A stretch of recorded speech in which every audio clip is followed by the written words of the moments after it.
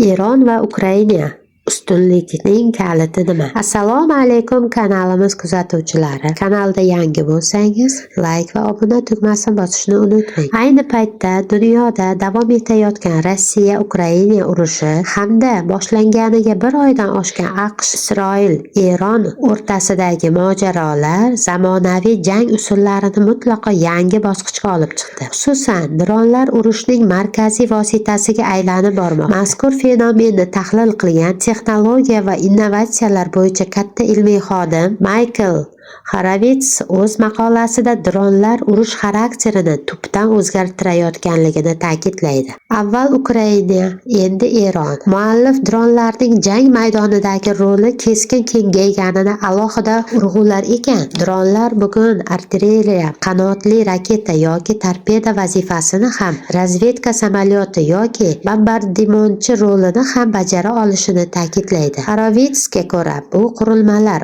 AQSh foydalanayotgan qimmatbaho qiruvchi samolyotlar yoki suv osti kemalariga nisbatan kamroq imkoniyatga ega bo'lsa-da, ularning arzonligi va tez ko'paytirish imkoniyati jang taqdirini hal qiluvchi omilga aylanmoqda. Yaqin Sharqdagi vaziyat esa bu tendensiyani yanada keskinlashtirdi.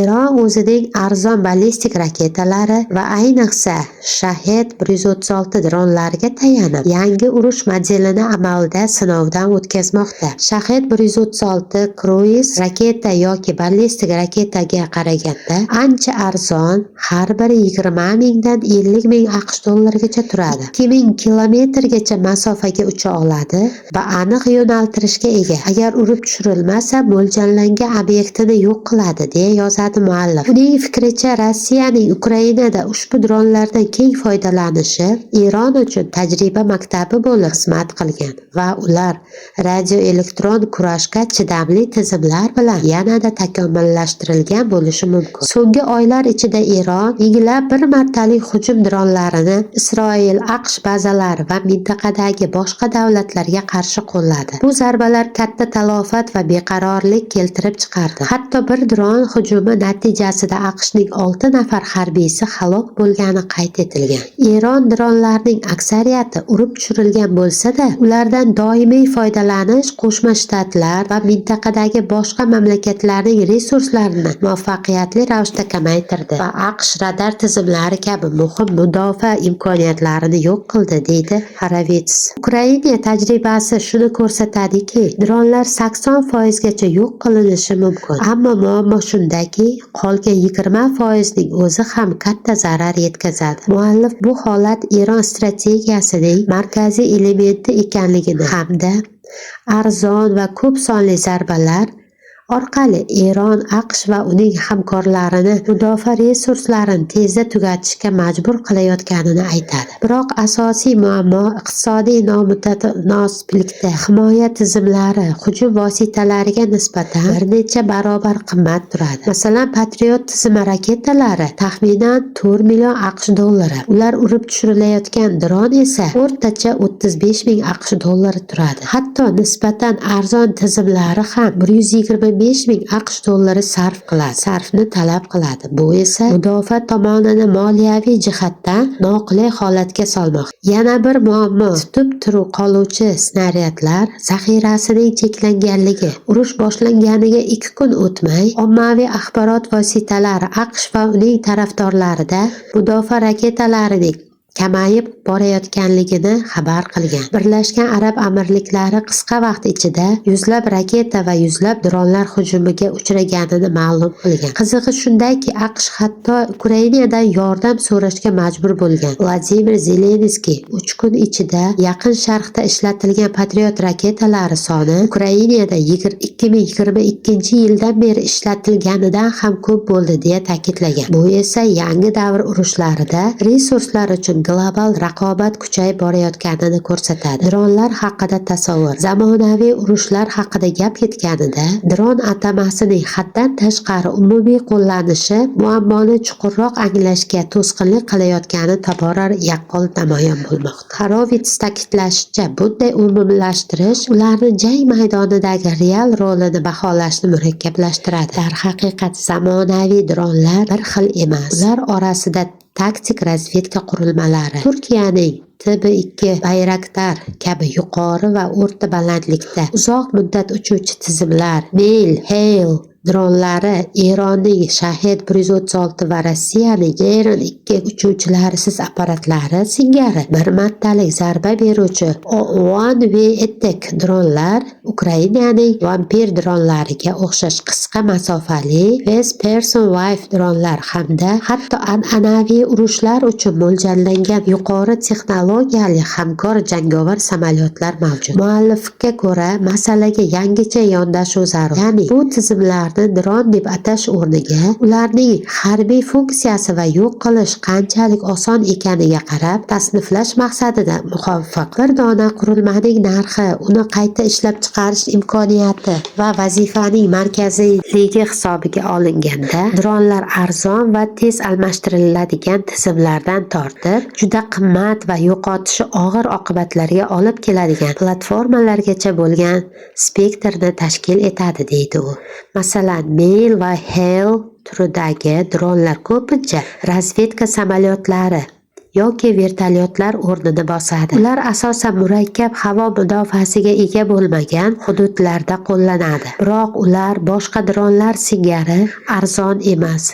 Bunday uchuvchisiz moslamalar millionlab dollar turadi va ularni yo'qotish qiruvchi samolyot yoki hujum vertolyotini yo'qotishdan arzonroq bo'lsa-da, ular bir martalik emasligini ham unutmaslik kerak. Boshqa tomondan, OVA bir martalik hujum dronlari butunlay boshqa kategoriya hisoblanadi. Ular ko'proq qanotli raketalar yoki artilleriya tizimlariga o'xshash funksiyani bajaradi. Rossiya va Ukraina urushida keng qo'llanilayotgan bu dronlar murakkab himoya tizimlariga ega emas va ko'pincha past balandlikda yoki katta miqdorda uchirilganda samarali bo'ladi. Ularning asosiy vazifasi raqib mudofaasini charchatish va keyingi zarbalar uchun yo'l ochish. Rossiya bu yondashuvdan o'zining gipertovushli raketlariga yo'l ochish uchun foydalangan, deydi muallif. Yana bir muhim toifa taktik razvedka dronlari. Ular asosan qisqa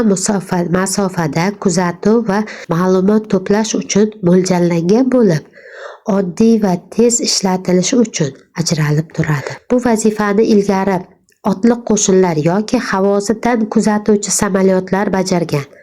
Hozir esa bu funksiya arzon va kichik qurilmalar orqali amalga oshirilmoqda. Eng yuqori darajadagi texnologiyalar esa hamkor jangovar samolyotlarda mujassam. Ular an'anaviy dronlardan farqli o'ralroq ilg'or qiruvchi samolyotlar bilan birga harakat qiladi va razvedka, erta ogohlantirish, radioelektron kurash hamda moslashuvchan zarba berish kabi murakkab vazifalarni bajaradi.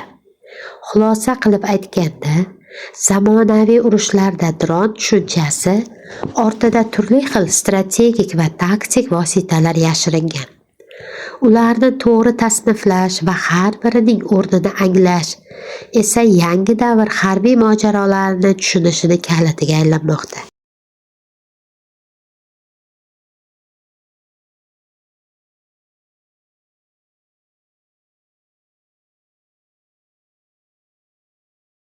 Jangning yangi davri.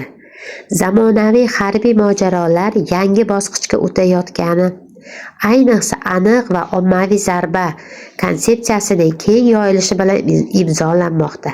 Michael Horvatis bu jarayonni yangi davr urushlarining asosiy belgisi sifatida ko'rsatadi.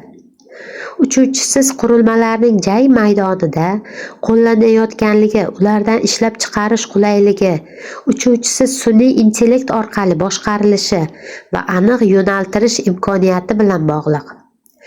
Olimning ta'kidlashicha, bu jihat zamonaviy qurollanish poygasi tubdan o'zgartirmoqda. Muallif fikricha, Eron, Rossiya va Ukraina tajribasi buni amalda isbotladi. 2022-yildan buyon ushbu davlatlar yiliga 10 minglab, hatto millionlab dronlar ishlab chiqara boshladi. Shu nuqtada AQSh uchun ham dronlar tizimi yanada muhim bo'lib bormoqda. Masalan, Lucas droni Shahed 136 ga o'xshash tizim sifatida qisqa vaqt ichida keng ko'lamda ishlab chiqarilishi mumkin. Biroq hozircha uning real ishlab chiqarish quvvati noaniq. Hozircha esa AQSh mudofaa byudjetining atigi 0,5%dan kamrog'i ushbu yo'nalishga ajratilayotganligi bu borada hali katta o'sish imkoniyati mavjudligini ko'rsatadi.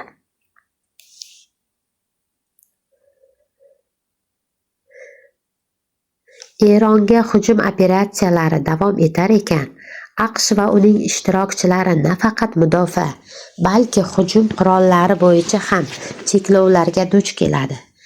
Eronning ballistik raketa uchish moslamalari muntazam ravishda yo'q qilinayotganligi sababli Islom Respublikasi mintaqaviy havo mudofaasiga bosim o'tkazishda davom etish uchun Shahed 136 kabi uzoq masofali bir tomonlama hujum dronlariga ko'proq tayanishi mumkin, deydi muallif. Bu esa yana bir muhim xulosaga olib keladi. Protsemas texnologiyalar xuddi Ukrainada bo'lgani kabi, dron kabi, Eron kabi nisbatan zaif davlatlarda yangi imkoniyatlar yaratadi. Biroq olim bu jarayon faqat kichik davlatlar bilan cheklanib qolmasligini, balki yetarli investitsiya qilinsa, yirik davlatlar uchun ham hal qiluvchi omilga aylanishini ta'kidlaydi.